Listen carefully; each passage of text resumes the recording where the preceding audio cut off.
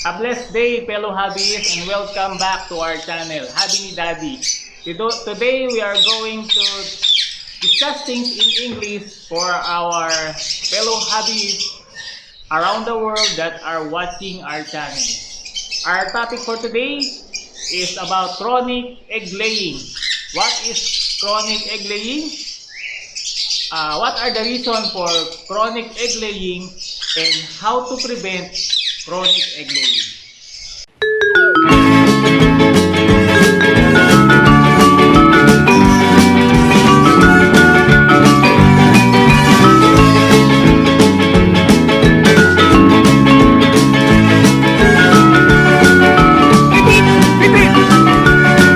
Good boy. Tama.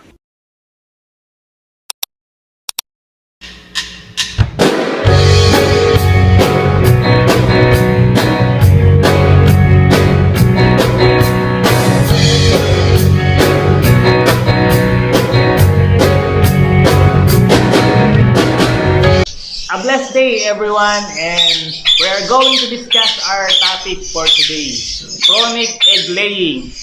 But before we start our topic, I am requesting everyone to please subscribe to our channel and turn on your notification bell so you will be updated for upcoming videos regarding raising, breeding, taming, hand feeding, and pre-flying of our birds. And we also discuss things about mutation based on our experiences. Before we start, disclaimer, all information that we will share to you today is based on our more than 15 years of experience in breeding birds. First, we are going to define chronic egg laying. Chronic egg laying is a condition of a breeder hen that it continuously produces eggs that are not fertile. We breed the bird, it produces eggs on the first class that are not fertile. We remove the eggs for another class, then it lay again another sets of eggs that are not fertile, and then we remove it again for another class. Then it continues to lay eggs, then unfertile again, and the process The process is continuous of laying eggs and laying eggs that are not fertile. So that is called chronic egg laying. Ganun pa ulit-ulit na pangingitlog na hindi nagpe-fertile. Mayroon mag-English eh. So ganun, that is a condition of the hen that we call chronic egg laying. There are several reasons for this chronic egg laying, and we are going to discuss it one by one, and the possible and the best prevention to prevent these things to happen. Number one reason is adolescence. When the hen reaches its adolescent stage of around 6 years old, 5 years old, sometimes 5 years old, and sometimes 6 years old to 8 to 10 years old, it reaches its adolescent stage, and the reproductive system becomes dull, and it will become a chronic egg laying. Pagka matanda na yung hen natin, so hindi na ganon yung kaganda yung reproductive system niya, so magiging ganon na siya, magiging chronic egg layer na yung hen, because of adolescence nga. And how to prevent this to happen? It is a natural phenomenon. It's natural for a bird to become adult. Like in women who age 45 years old and above become menopausal, reaches their menopausal stage and unable to to give birth on that stage of life. And the same thing with our birds. When they reaches the adolescent stage, their reproductive system will become dull and are no longer capable of fertilizing the eggs. They are capable to produce eggs but are not fertile. So they become chronic egg layer. Oh, that's number one reason. And how to prevent this to happen? There is no possible thing to prevent this to happen. No? You slow down.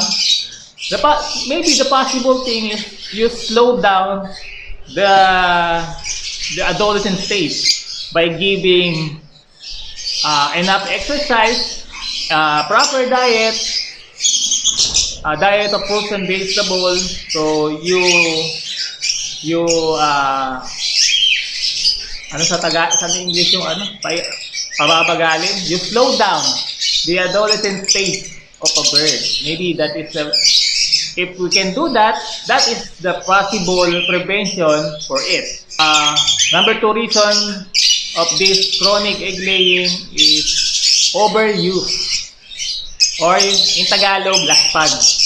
Laspag na yung hen. Overuse hen. Many breeders are eager to produce many birds. So they continuously breed their breeder, the hen, without interval, without resting the hen. So because of that, the hen's reproductive organ become overused, nalalaspag agad yung mga hen natin, and it will become a chronic egg layer. No? On the first stage, while they are young, while the hen are still young, they are a good breeder. And then eventually, when it reaches 3 years and 4 years,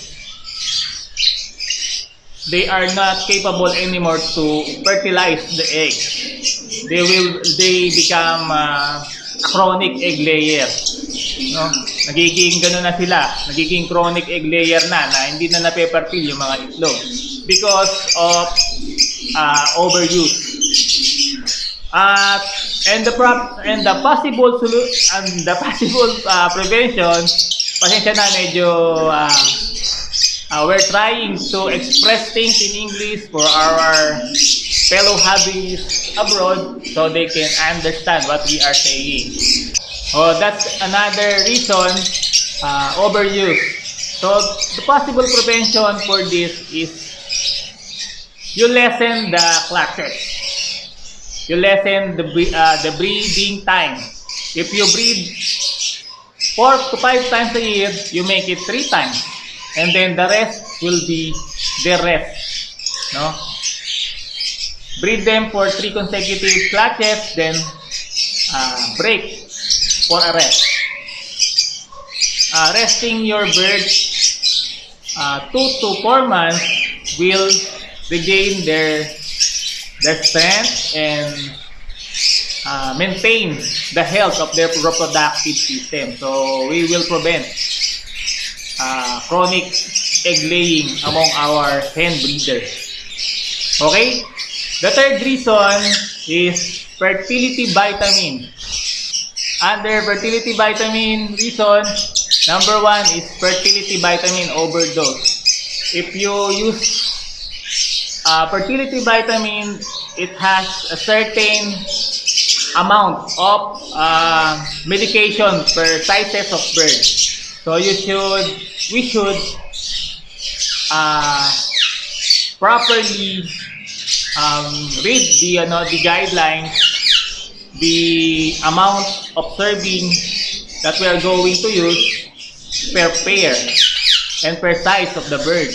So the less is more effective than overdosing it. Because if you overdose your hen to by using fertility vitamin, you overdose the use of fertility vitamin, fertility vitamin, as we all know, will boost the reproductive system of our breeders. For the cock, it will boost production of sperm cells to hit the cock. And then for the hen, for our hen, it will boost the production of eggs. It will stimulate their hormones and encourage the production of eggs among our hens. So if we use overdose fertility vitamin, you may experience sometimes they lay 10 eggs, 9 eggs, 10 eggs. The most I experience is 13 eggs, and none are fertile because of overdosing. And the continuous use of overdose fertility vitamin will lead to chronic egg laying among our hens. So the prevention for this is use fertility vitamins, read properly the direction of the fertility vitamin that we use, so we don't overdose our birds. Second thing under fertility vitamin is using fertility vitamin at early stage. Sa Tagalog, pag nagagamit natin yung fertility vitamin, sobrang bata pa ng ibon.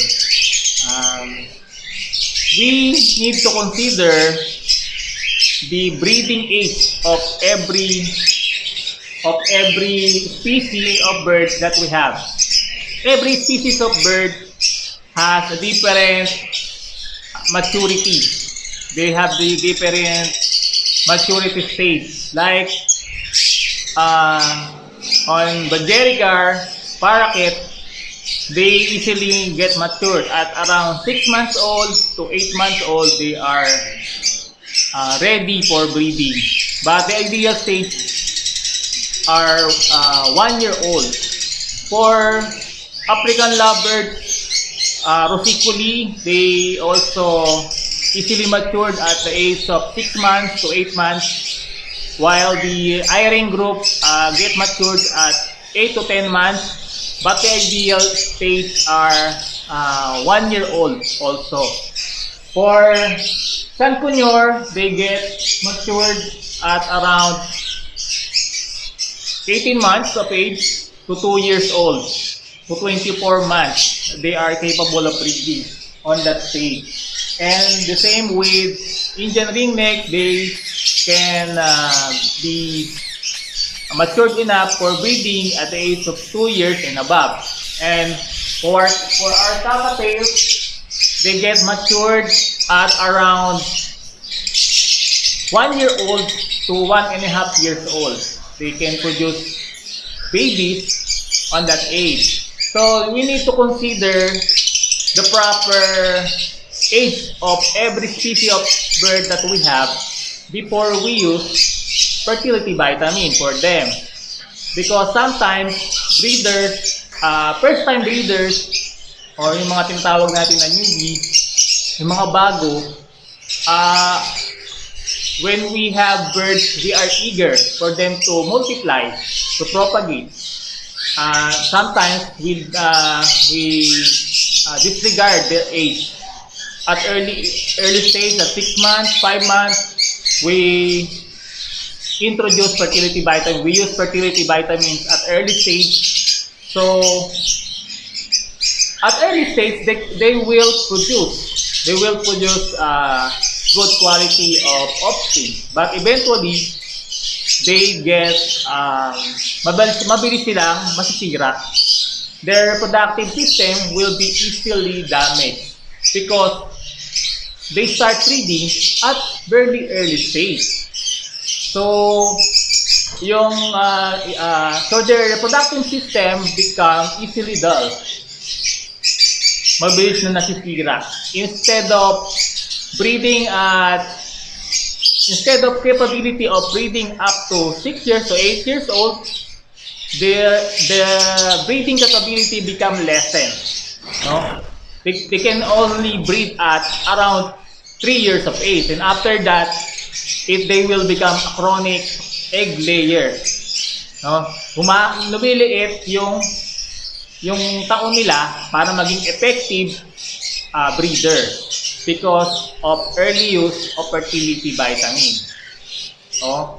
The possible solution, the possible reason to prevent that to happen is not to use fertility vitamin at early stage. We wait for the proper age of the bird for breeding before we use fertility vitamin. Okay? Another thing, and the third thing under fertility vitamin is the continuous use of fertility vitamin per clutches. Many breeders use fertility vitamin from first clutch up to sawa continuously. First clutch, use fertility vitamin. Second clutch, third clutch, fourth clutch, up to nth clutch. The regular use of fertility vitamin is also a factor, a reason for a chronic egg laying.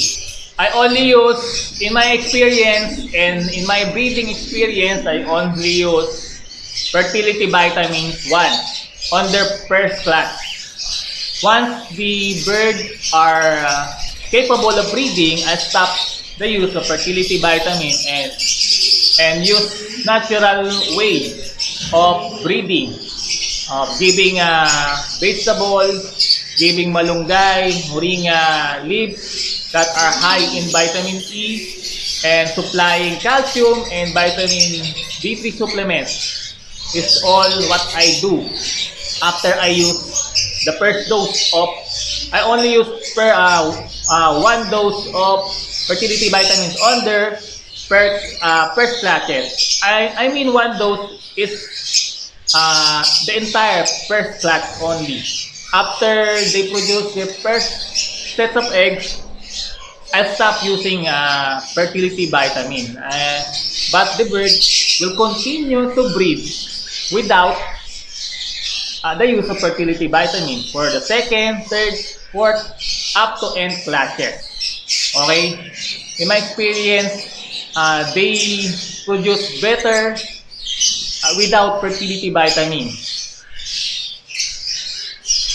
Especially for parakeets.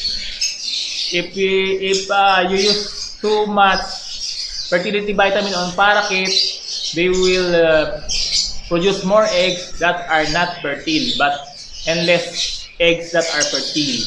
But without fertility vitamin, they produce more fertile eggs without fertility vitamin than with fertility vitamin. And it also prevents chronic egg laying while the hens get older.